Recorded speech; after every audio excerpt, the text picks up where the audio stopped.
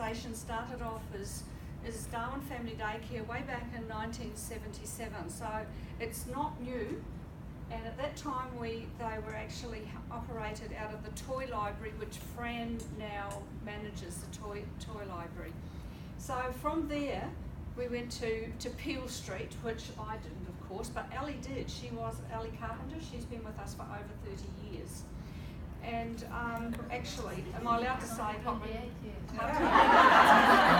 did you say? Only 28, isn't it?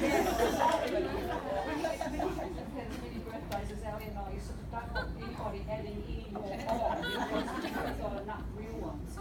So anyway, so we went, that was at Peel Street, and at that stage it was Palmerston as well as Darwin. And at that stage there was a breakaway, not a breakaway, but there was a split. So there was a family daycare in Palmerston, which was later called Kentish Family Daycare, and then there was Darwin Family Daycare, which is us.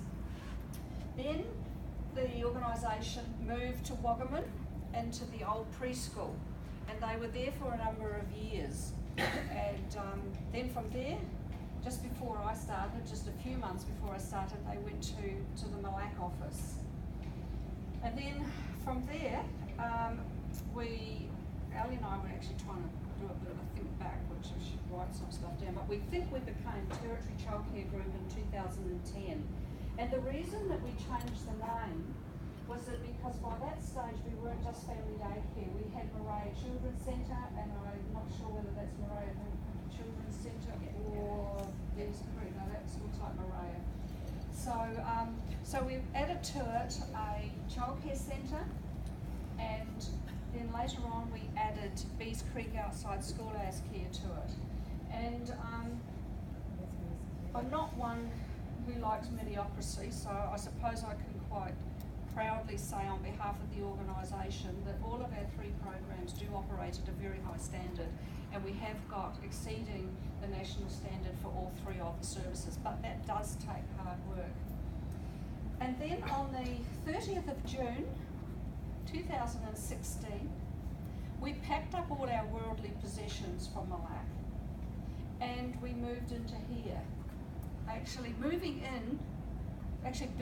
the whole building was a breeze compared to moving in, because I don't know if anybody's tried to move with 15 women and a whole big truckload of boxes and of precious things, which I threw most of mine out. And I did hear Ellie say that she actually threw most of hers out too. I'm just wondering how many precious things we've thrown out that we shouldn't have in the way of documents, but anyway, hopefully we will be right with those. And so that's where we are today. And the reason that we actually chose to do what we're doing here was that when we actually drove around, and I think at one stage there was a carload of us with a travel, although not a travel agent, just about needed one of those too, by the way. It was a, what do you call it? Real estate agent. But everything they showed us would only give us 2 parks. And anyway, and I can remember saying to Sarah, 2 parks? And I'll need one, and she said, no, you don't need one at all. And I said, well, I think I do. And then when we looked at the buildings, they were quite expensive, but we were actually going to have to spend about as much again renovating them. One even needed a new ceiling. And so that's when we decided that we would look at building our own. And that's when Michelle, who's our finance person, said, well, her cousin actually organised all this down here, so we came and we had a bit of a look, and we decided that we were far better off to build our own. And then because it was such a big piece of land, we've got 40 car parks too, so I'm sure we're right to get a park here, we've got 40 of them. And so then I thought, well, we might as well fill up the whole block, so we built building 2 as well. And so building 2, because we love food, and anybody who knows anything about us knows that we do food very, very well.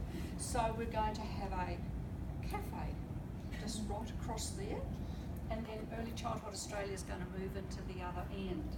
And so Early Childhood Australia is scheduled to move in about November, and the coffee shop probably beginning of February. And yeah, so that's how we've ended up here, and we're pretty happy with it. we've still got a few bits and pieces to do, and I think Michelle was saying, Heather, but we haven't got the gardens looking spruced up, and anyway, I was whinging about that, and my brother, who's coming up next week, said, Heather, they won't even look at the gardens, and they won't remember them either, because I was feeling a bit panicky about the gardens as well. But now that you mention it, though, everyone is going to look but I can assure you that the next time you come, they will look much better, because I've just got a quote to get them fixed up, so that'll actually happen.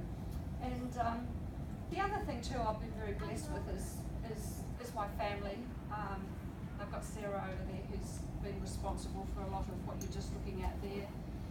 I've got another daughter hiding over there, and I've also got a stepson here who's very handy with the screws and nails.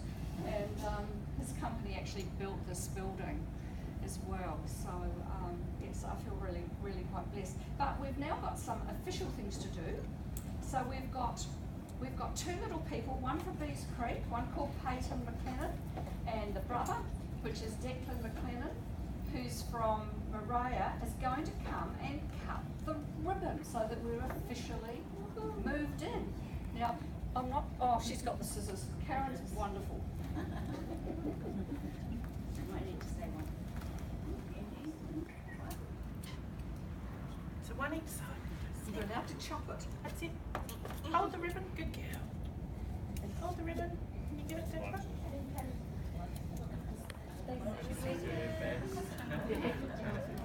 Somebody was,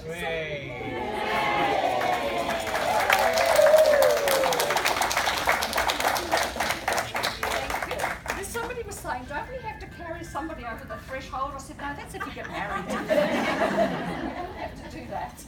And now the next thing we've got to do, which is pretty important, is that we've got Mason Peak, who's going to come and cut the cake. This is a practice for 20 years' time.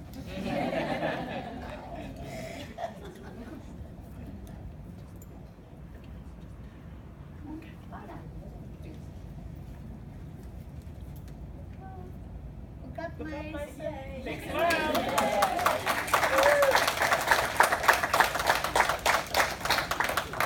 Yeah, thank you, Mason. You've done a wonderful job, right through the house. So that's really the end of the official part of this program. But we've also, as you can see, we've got